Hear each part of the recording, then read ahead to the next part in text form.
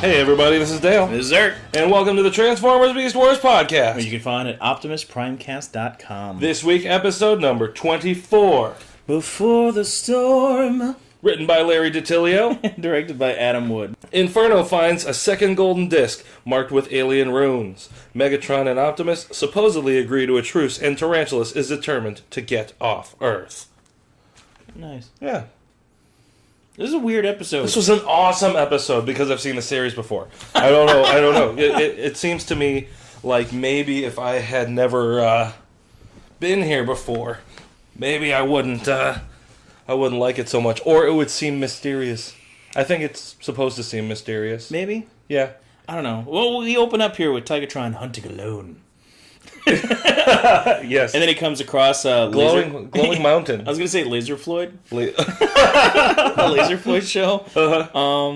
But yeah, it's like a glowing mountain that he's like heading over and I guess checking it out.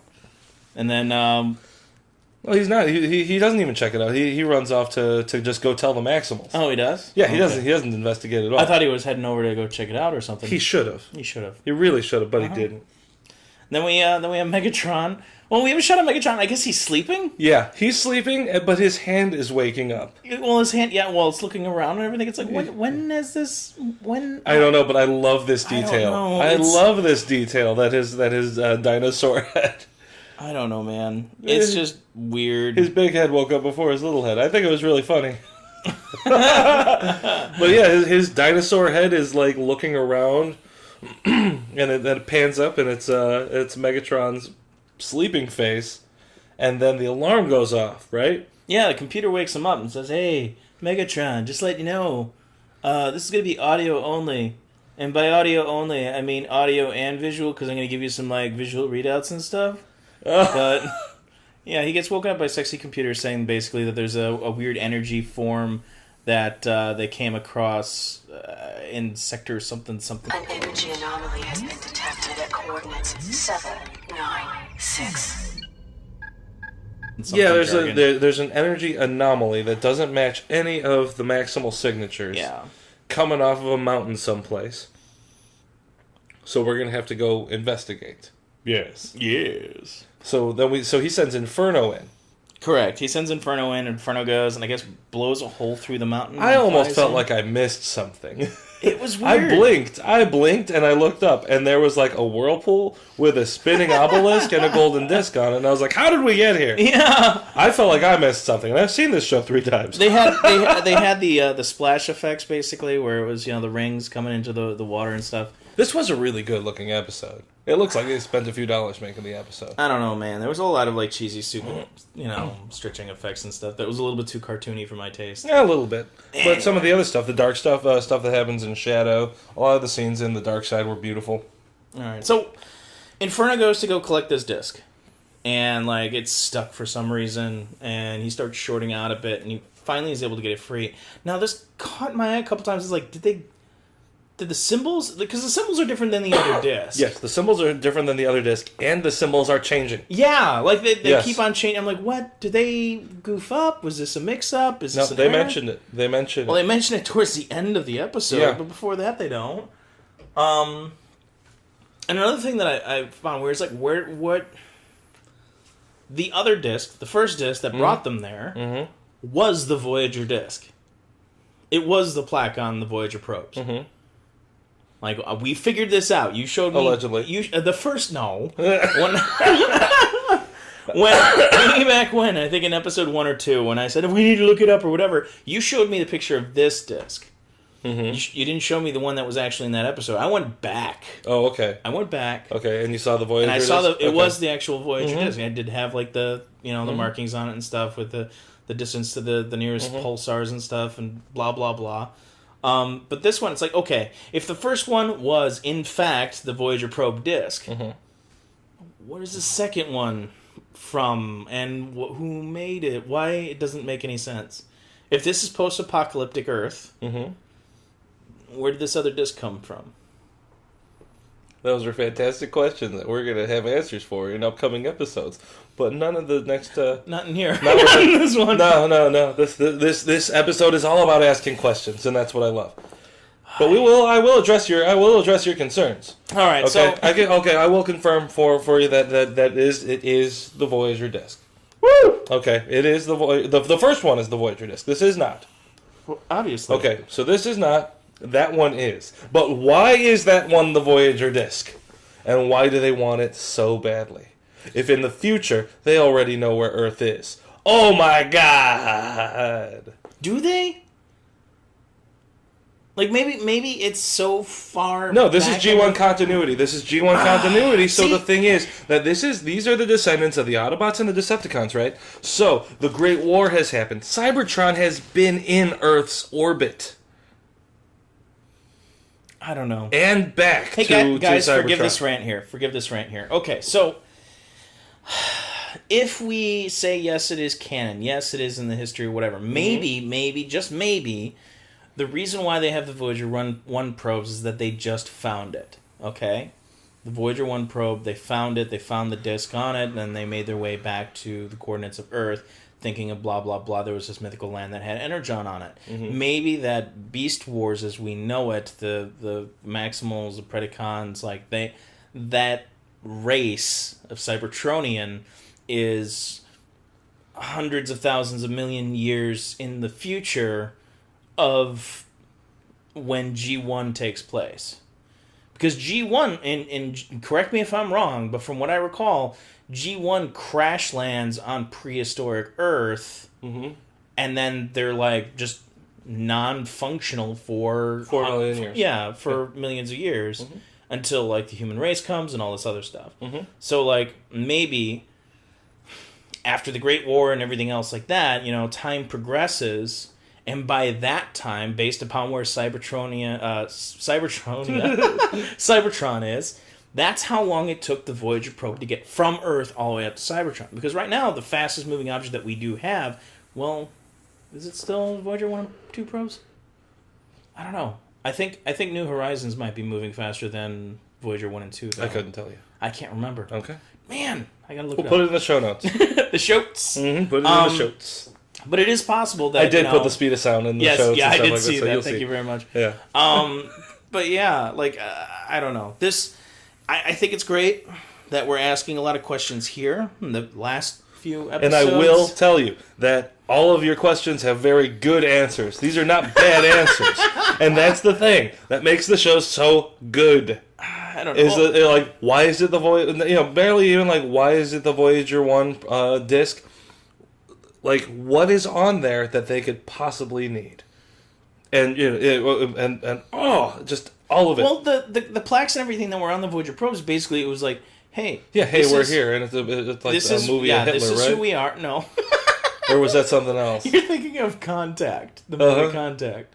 Oh yeah, that was just the first broadcast into space. Well, yeah, it was the first. It was the first like broadcast that was able to escape the Earth's atmosphere, or whatever, worldwide broadcast. In any case, That movie was good. it was a good movie. I enjoyed that movie. It was fun. It asked a lot of fun questions, like this episode kind of does. I don't know, but like with the Voyager 1 probe, it shows like this is who we are. There's the plaque of what humans look like, male, female. Size comparison to the dish portion of the Voyager probe. It has the distance to like 10 or 12 pulsars in relative like space to kind of like, hey, here are our coordinates. There's a section on there that shows like this is our solar system. It shows the different sides of planetoids and the distances. And then on the record itself, it has like hello and greetings in hundreds of different languages and samples of music and samples of like nature sounds and all this other stuff, along with a little diagram of how to build a record player in order to play the disc. That is basically all that is on that probe. In any case, where did the second one come from? I'm so excited for you to find out what happens with that one. The second disc has characters on it that kind of remind me of like the stylized dancing horn player that you see on, like, you know what I'm talking about? They do hop around between like an African caricature as far as like the LucasArts logo. Yeah, the LucasArts logo, the some South American influence on it, and they have some hieroglyphic style writing, maybe cuneiform or something like that. Okay. So it's like this mishmash of all this stuff, and if you think about like the episodes early on, they've been spaced out. I can't even remember the names of them. The other voices, other voices is coming up.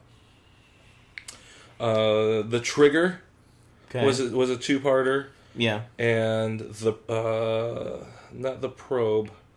What was the one with the corn nut? Chain of Command. Okay, so Chain of Command. The Trigger, part 1 and 2. And and the first and second episodes, or was it somewhere in the Beast Wars 1 hour season, series premiere, and this episode and the next 2, so that's like 4 or 5 episodes out of 26 that have 6, I guess, episodes that have a reference to an alien presence on this mysterious world, primitive planet. That is not Cybertronian and not Earthling. So and I'll make the same argument. Is it Quintessence? But anyway, go on. What? I'll make the same quick argument. I'll keep it brief. I know that's hard to believe, but I'll make the same argument that I kind of did before.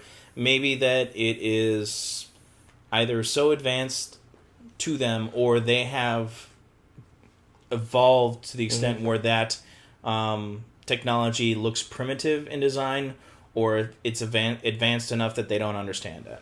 Mm-hmm. You know, you were saying, but it's rocks, and like, yeah, but maybe they need to design this technology in order to survive the energon stuff, and that's why it's made out of rock and using resonant frequencies in order to do all this other blah blah blah. Yeah. Anyway, I digress. So, Inferno grabs the disc. Yeah, Inferno grabs the disc and hightails it back to the dark side, despite almost going into stasis lock because he was in there too long trying to get it. Which, I mean, Inferno's hardcore. He is. He's just hardcore. He's huge and he's crazy, and he's a bad dude. He gets back to the dark side, and he's like, I've gotten this for you, my queen. I love that. Oh, it was great. Yep. Yes, my queen. I wish he wouldn't call me that. This is the first time he's done that, right? Because I've been talking about it this whole time. We're like, yeah, Inferno is crazy, man. He's big, and he keeps calling Megatron his queen. Yeah. Yeah, it's the first time we've done that, and I appreciate it. Megatron doesn't like it. No, he doesn't. Even though we do know that he's the biggest diva here. Mm-hmm. And then he's like, okay, great, yeah.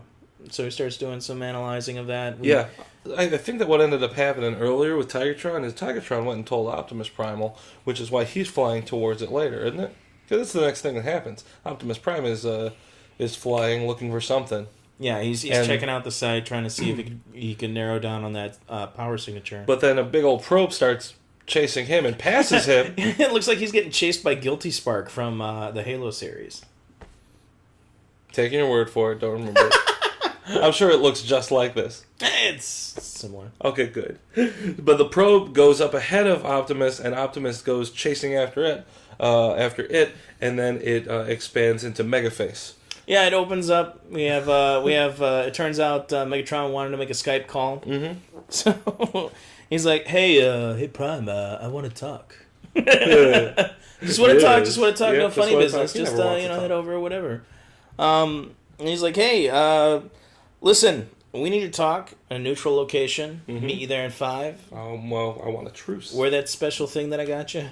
And he's like, "Yeah, I want a truce." And then Optimus is like, "Well, this kind of seems a little shoddy. You know, what is this all about?" I like the fact that Megatron just says, "Hey, something came up, and I don't have time to be worrying about you guys and this Beast War. I don't want to worry about you guys. And I have more pressing things to deal with, so truce." And then he's like, "Well, do you think I'm a fool?" And he's like, "No. I take you for a Maximal." And that's really, it's very telling. It is very telling, and that gets proven right. within moments of now. Yeah, it does, but at the same time, like, in Megatron's eyes, Maximal and Fool is interchangeable. So, like... Yes, but we, the audience, and the Maximals should probably all be figuring that Megatron is going to do something evil. Of course. You know? Like, to the Maximals, though. You know? Like, it should be... You know, this is the type of thing... He's like, we've had several episodes where the... You know, when they pretended to destroy the Darksyde. They had the, you know, and there was that, and that was in the Probe, I think, was one of those episodes. And then there are a lot of situations where the Predicons use deception and subterfuge. Oh yeah, of course. To, you know, and even like, why wouldn't Megatron say, "Hey, I need a truce"? So and Optimus does say that the only time Predicon wants a truce is so that To he buy has time himself to time. When Predacons talk truce, it just means they need time to reload their weapons. The way that he goes about doing it, I mean, it is true to form. Like, Megatron, from everything that we've seen of him up to this point, I mean, if it benefits him, he would totally do a truce. Mm-hmm. Like, so it's I wouldn't put it past him. It's not that it's not believable. It's just like, okay, well, why? Mm-hmm. And then we kind of get into it a little bit later. Like, right after this, the what about, like, why or how? Like kind of, we kind of get, like, an idea of what's going on. The Maximals have an idea that it probably has something to do with this alien anomaly. Yeah. You know, and that they do mention that island almost killed them in the trigger. Oh yeah, it almost absolutely. destroyed them all. There is some, you know, that cornet ate Optimus Primal. Well, you know, and we don't even know. I know it absorbed him. It absorbed him. We still don't know what happened to him in there. He just doesn't want to talk about it. Mm-hmm. Yeah. So basically, Megatron says all that he's saying is give peace a chance. Yet Optimus has no choice. Yeah, he's like, I gotta do it. But, you know, even though we're gonna go for the ceasefire, we're gonna try to find out exactly what he's behind to. So, like, they start looking over the rat trap. Whoa, whoa, whoa! You mean I gotta infiltrate that Pred base again? And for some reason, Rat Trap can't make up his mind whether or not he wants to be a spy anymore. Like, we keep flip-flopping. It's like, oh god, I'm scared. He's like, but I'm the best miner. But I'm scared. I'm a scientist. I'm a miner. But then he's like, oh, I'm a super spy. This is like an exercise to me. Yep. Oh, this is so great. Yeah, he doesn't want to do this. And then Cheetor says, well, I think the good reason not to would be that it would be a violation of the treaty or of the truce. And then I think it was Cheetor's idea. Well, not if you go unarmed. Yeah.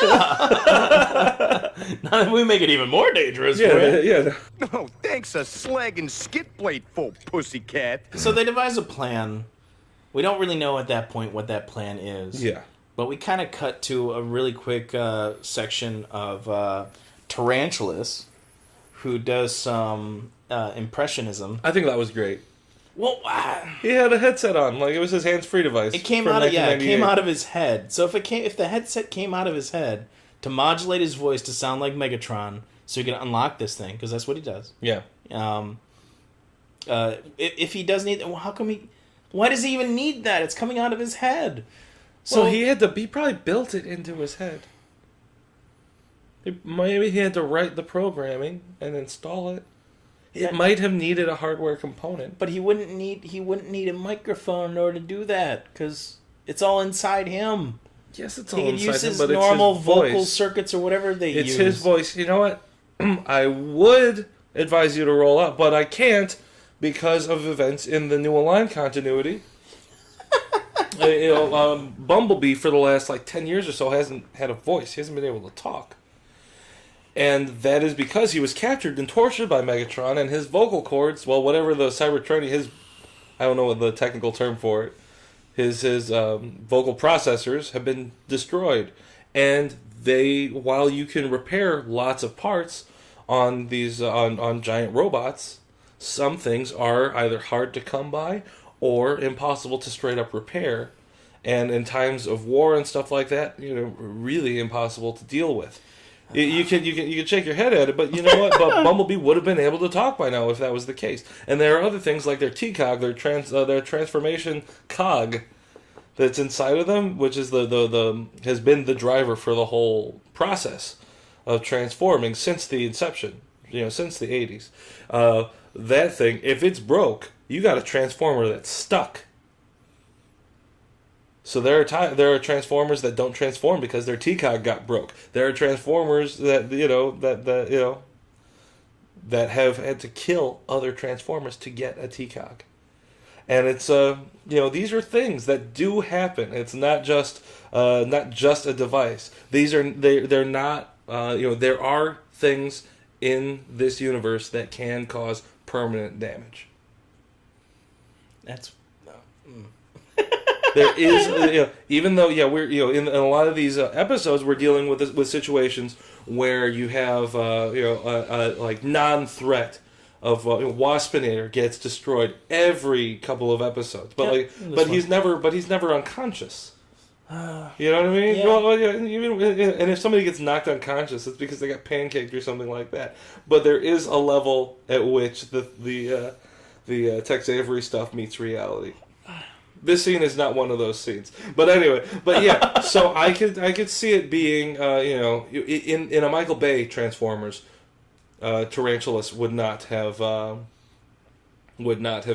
to have a microphone come out of his ear to go in front of his mouth so he could talk and then sound like Megatron, like a toy, But but that's because in the Michael Bay universe, the thing that's so terrible is that they could do anything, anytime, and be anything, and there's no limits and no reasons for anything. What a microphone on the side of Tarantulas' head says is that this is limited technology. This isn't infinite, and these are not gods. Or maybe they're just saying that this is the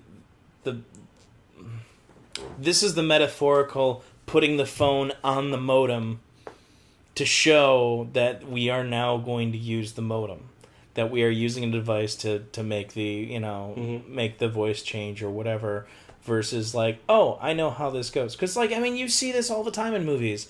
Like they go, okay, well, we need to connect to the network, and it's like, even though we all know how it's supposed to connect or whatever, they dumb it down for the audience, and they need to have a physical thing to show that they are actually connected to the internet. Mm-hmm. Or connecting or making a connection of some sort. So either plugging in, like, this is really dating me, but putting the phone on the headset, like in war games. Yeah. Plugging in a LAN connector.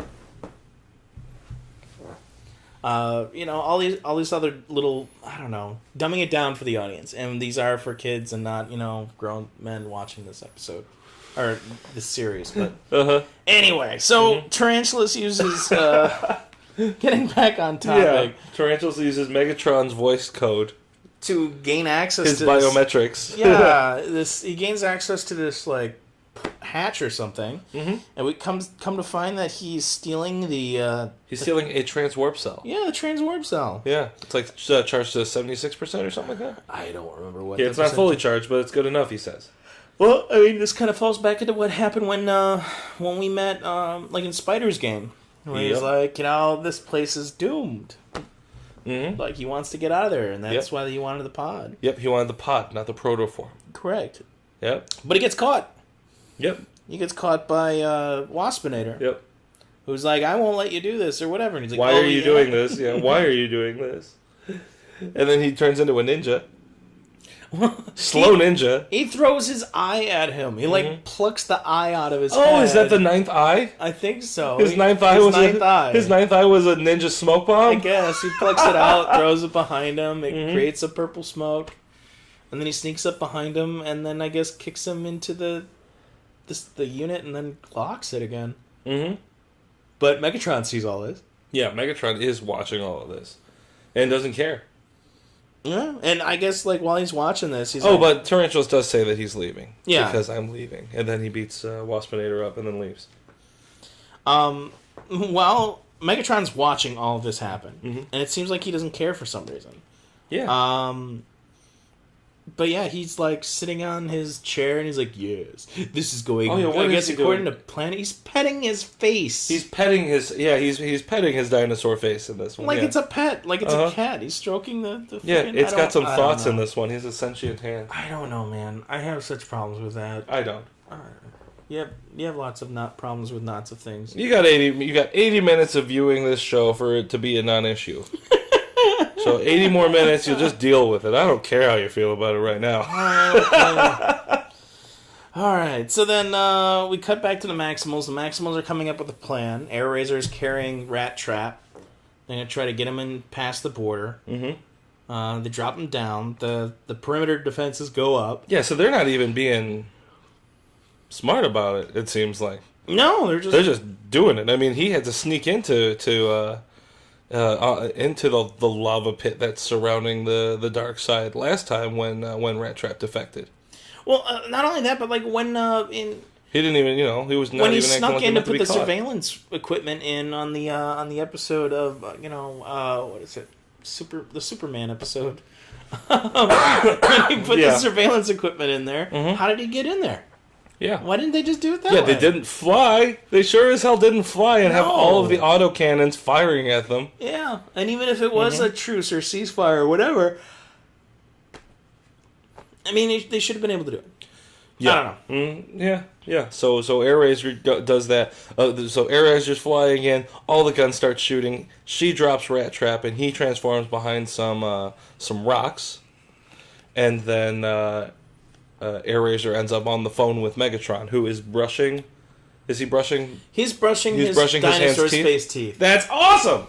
That's stupid. That's stupid awesome. It's like he can't even be bothered. He's just sitting in his chair. Knows something. He knows the plot of the next 2 episodes, and he doesn't care what's going on. He's like, whatever you guys are doing, I don't care. Something bigger than any of us is going on here, and you guys trying to do all this is absolute foolishness. He sent Black Arachnia to confront Tarantulas about the what's it called? About the that battery that he stole, by the way. Correct. But that was before. But yeah, he doesn't care. He sees all, he knows all, and he doesn't care. I don't know. It's just, I don't know. And that's telling about what's happening.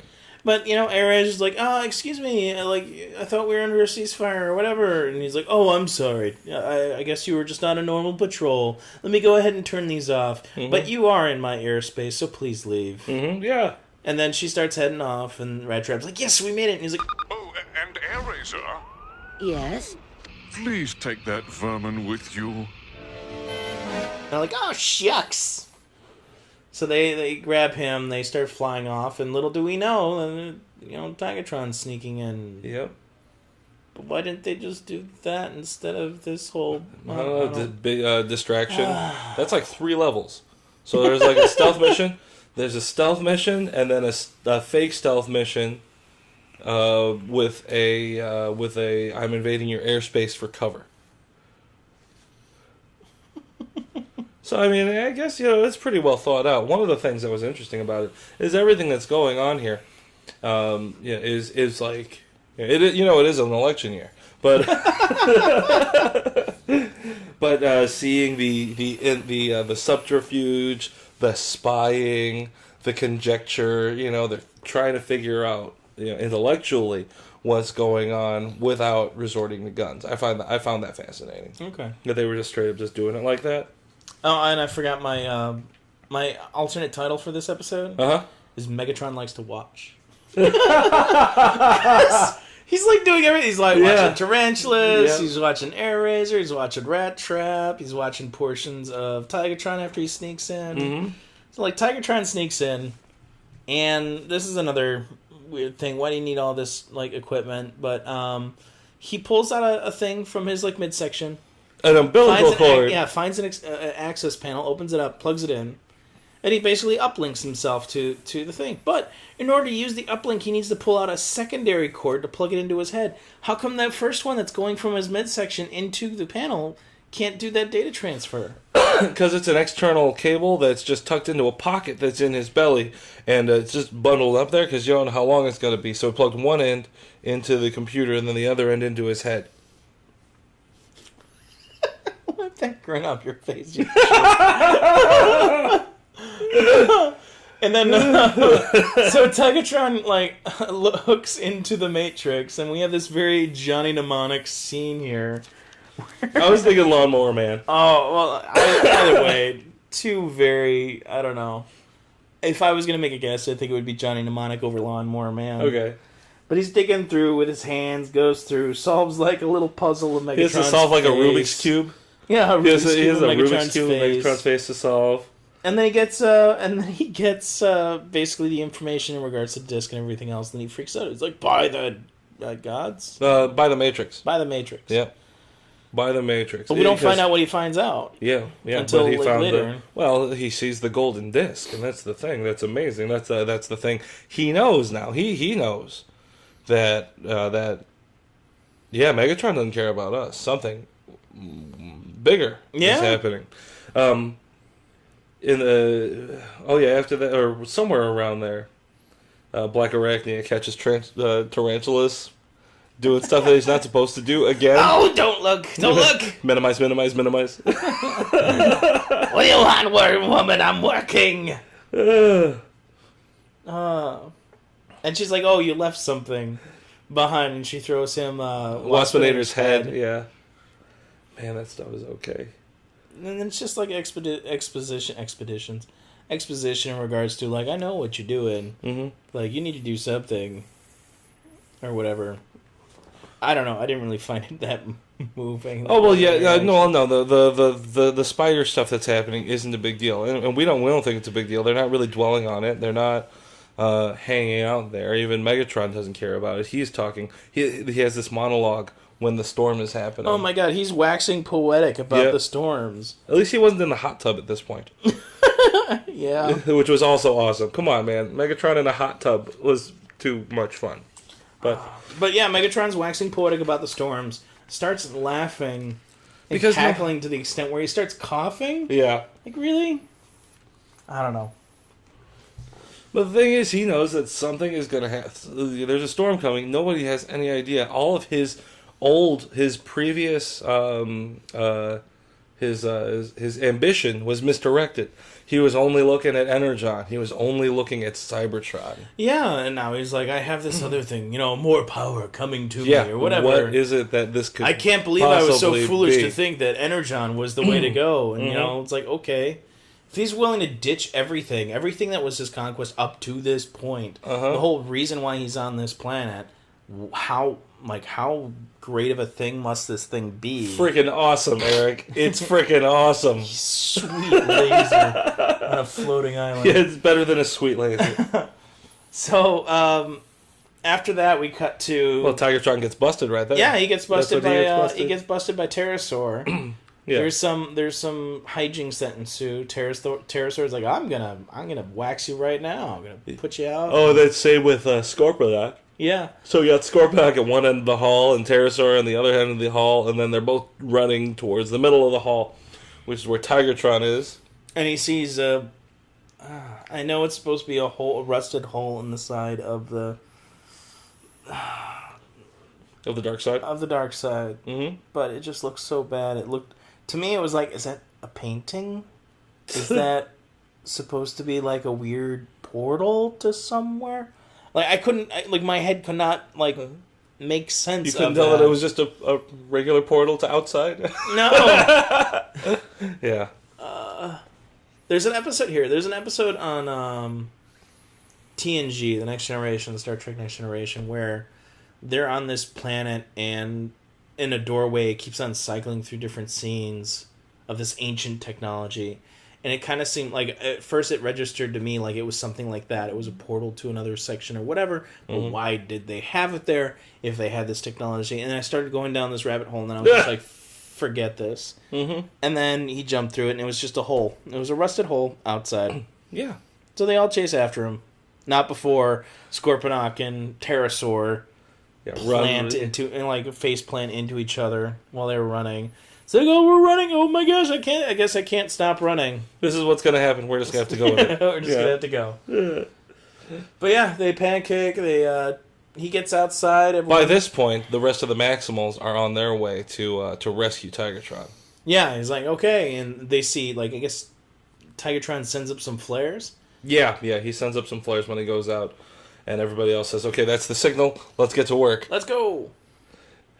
And this is where, is it Dinobot that wanted to pull a weapon right away? Yeah, Dinobot's like, all right, they're gaining on him. Cheetor and Rhinox already have a big steel plate for some reason. They're just standing there. It's like, really? Really? I don't know. Yeah, well, I didn't know what they were going to do with it this time around. I didn't know like, either. What are I'm you doing like, with is they going to like reflect something? What are they going to do? I don't understand.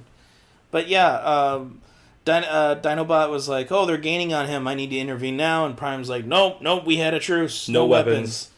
Do it peacefully. Whatever you do, do it peacefully. Like, just go up there and negotiate with them. What do you? I don't know. Well, so flawed. Just no weapons. Just no weapons. Even while Tigertron is running, none of the Predicons are shooting at him. They're all alive. Nobody's firing any weapons. Megatron doesn't want this truce broken. Optimus doesn't want this truce broken. It might not be peaceful, but sabotage is okay. Spying is okay. Infiltration. This is just stuff that is expected to happen, even amongst allies in times of peace. Yeah. That's all right. And they are all going as far as they can to not fire any weapons. Yeah, they're all abiding by the rules of the ceasefire for the most part. Even the Predicons are not shooting or anything. They're just chasing after him, trying to get him for some reason. I don't know why. At this point, it would be like, okay, just let him go because Megatron has other things to do, right? Well, he wanted him captured. He just can't have him destroyed. True. And he can't have any weapons fire involved in this situation. Dinobot starts looking around, all frustrated, and sees a rock. And then we cut to Optimus and Optimus and Air Razor. Yeah, they're flying. And she just stops, and then she taps him on the arm, and then points. It's like, why can't you just say, "Hey, over there, look"? And she talks to him seconds later. They're not under radio silence or anything. Yeah, I don't know. So they see it was Inferno again. Yeah, Inferno is flying. So they split up. They chase behind him. Optimus goes and sneaks behind him. Does the whole Waspinator bit and taps on his head, turns him around, pulls. I guess rips out. Yeah, that's why I wrote sabotage. Okay, I was trying to remember. Yeah, he rips the cable out that controls his butt propulsion. The soul cable. Yeah, one cable. It's on the exterior of his body. Exposed one cable. And then he runs out of juice and falls down. Yeah, he just falls straight down. He makes this old-timey engine noise where it's like... Oh, yeah. Yeah, he sputters to a halt and then falls with that satisfying puff of smoke. Yeah. It was so bad. All right. It was so bad. I don't know. This whole ending of this episode just fell short for me. We have a whole bunch of other... Pterosaur is flying. More Looney Tunes moments. Yeah, he's running or flying. Yeah, flying at the... he's chasing somebody, probably chasing Rat Trap, I guess. And then Cheetor and Rhinox pull up that steel wall. Yeah. Now he's stuck face first into that thing.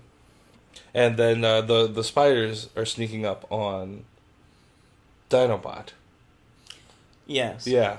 Who has obviously dug a hole for them to fall into. And put some palm fronds in there. Yeah. And they see this. Tarantula sees this, demonstrates that he sees this. And then they jump over that, which dislodges a tiny rock. And it holds up the big rock. That holds up the big boulder. We have Bots vs. Rocks, part 17. I think that would be a fun... I'm going to have to go back through the series and find all the parts where a robot gets hit with rocks. And just put that together. Bots vs. Rocks comp, number 1. And then, and that was interesting. What was it? Because that was something that he learned from Optimus. How? He had to move a big old rock several episops ago. Yeah. Get out! yeah, that was got something stuck to their face. Yeah, he had pulled. Optimus showed him that the little rock could do the work of his mighty eye cannons, lasers. Eye lasers. Yeah. And then Rhinox forgot about that. And then Rhinox's butt gets who's Rat Trap. After Pterosaur gets free of the face metal issue, he starts chasing after Rat Trap again. And he has this big red cape, bullfighter style. So for some reason, Pterosaur decides to go for the cape like the bull, and then he pulls the cape away, and it's just Rhinox's butt, and he plows right into it. Mm-hmm. And then afterwards, Rhinox does this butt shake. Yeah, he just sits on him and just wiggles on him a bit. Yeah, it's weird. But But that's it. That's pretty much the episode. That is the those are the battles, and then they do a review at the end. Yeah, they all retreat. Mm-hmm. All the Predicons, they retreat. They tell Megatron, "I'm sorry." They go back in to their Maximal base. Oh, Tigertron, nice of you to make it. Why don't you tell us what's going on? Yep. So he says Megatron has found another golden disc. Da, da, da, da. But we already knew that. Yeah, and that's and the symbols are moving on it, and it's a beacon for the aliens and he brought up the flying island that seeded this planet. And so it's the same aliens from the flying island. It's the same aliens from Stonehenge, and they are coming, and they are not happy. I missed that part. Yeah, they're coming, and they are not pleased. Okay. I'll stick the audio right here. They're on their way here. And I don't think they're very happy. But yeah, man, and that's the thing. That's what Megatron doesn't need to worry about Maximals when whoever built that crazy island and all that other stuff is coming, and they are not happy. Like, it really makes you wonder. It's a fourth faction. We have 4 factions at this moment. We have Predicons. We have the Maximals. We have the spiders. The arachnids. The arachnids are doing something else because Tarantulas is trying to escape. He has no interest here. Yeah, but the spiders are still not considered a third faction. They're kind of like a third faction, but they still reside on the Predicons side. Like, they're not. I don't know. That's like a candidate running on the Republican ticket because it won't help them to run as an independent. It's there, but it's not there. It's like Bernie Sanders, who's a socialist, running on the Democratic ticket. It's not like he's a Democrat per se, but this is the safest place that he could be while having some kind of a structure to support what it is that he'd like to accomplish. That's what's going on with Tarantulas. Mm-hmm. He's there, but he's not there. He has a secret. He has some stuff that he does on the ship, and he has his own secret base elsewhere. He's doing a third thing, and then the aliens are this fourth faction. Okay, I'll roll out. No rolling out. Just wait patiently. Leave it in park, baby. The answer's coming. I don't know. Like, this episode, like, it seemed short, and there's places where it seemed like it was dragging. And then towards the end, it was like, okay, well, when are they going to get to the reveal? Like, what's going on? And then it was over. Yep. Yep, they're going to get... this, I don't know. Like, we only have 2 more episodes in this entire season left. Yes. This should have been... I don't know. Like, this doesn't seem like it's its own episode. It seems like this should be a part of a third party. Of a 3-parter? Yeah. The last 2 episodes are a 2-parter. Yeah. Yeah. Like, why isn't this included? This is before the storm, and then we're closing out the season with other voices. No, after the storm? No, during the storm and after the storm? Oh no, what's the episode? What's episode number 1 of the second season? Aftermath. So yeah, we have Before the Storm coming up next week. Before the Storm coming up this week. We just did it. We have Other Voices parts 1 and 2. So yeah, this could have been Other Voices part 1. The setup, and this could have been a 90-minute epic season finale. But instead they did it like this. Strategic, whatever. It's all on the same DVD for us, which you can buy through our Amazon link if you look in the show notes. But our Amazon affiliate link. So, but this ties it all together. I would have been pretty happy if this was a 13-episode season like the other 2 are. Cut out some of the fluff. We didn't need so many Law of the Jungle type episodes, right? Oh yeah. Some of the hey, we need to explore the character of. We certainly did not need the Beans episode. Much. Beans, a musical fruit. Oh yeah. We didn't need. Yeah, that was the Low Road. Yeah, we didn't need. Low Road, indeed. We didn't need that. We didn't need a couple of these other episodes. Like, I mean, I do appreciate the non-larger story arc, the one-offs. I do appreciate the one-offs. Mm-hmm. What I don't appreciate is when the one-offs are just dumb. You know, Yeah, I love a feature episode, but that feature episode either has to teach me something awesome about a character, create a lasting bond between two characters, like the Dinobot Optimus episode. Mm-hmm. You know, like when we needed episodes that showed us that that Dinobot has in fact defected from the Predicons. His loyalty has not come into question in many episodes now.